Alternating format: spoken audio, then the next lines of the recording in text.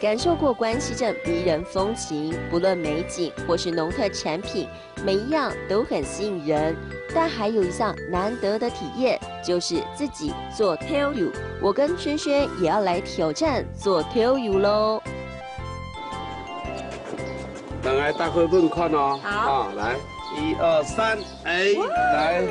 这个放多久啦？你也差不多5个月了。哦。嘿。那现在就可以拿起来了吗？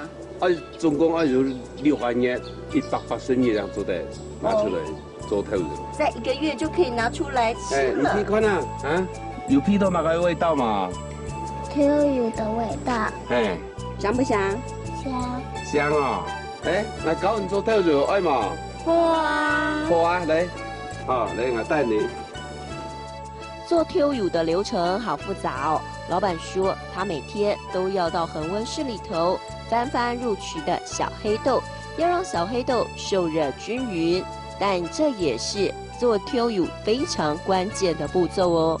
了解完酱油的制成，接下来我跟轩轩就要挑战简易版，我们也要来学一学用舞跳做跳舞。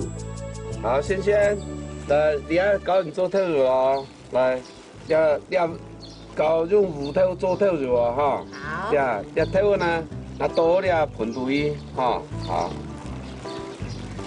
好，现在开始用色哦，来，按照黄色的哈，要黄色的色呛了哈。然后搓出来变黑色。对。黄色洗掉。黄色洗掉。你要色后呢，你要拌盐的哦，哈，把这个豆子呢倒进去，倒到里面去。用力啊，用力啊！屁股要扭啊，快点！来，屁股要扭啊，要不要？好，就匀了哈。来，拌盐呢，你要就把它入瓯，然后把它盖起来。本来以为酿造跳舞相当的困难，不过在老板的教导之下，我们也能够自己 DIY。我们做好的跳舞，等到日晒180天之后，就可以拿来料理了。我跟轩轩都相当期待。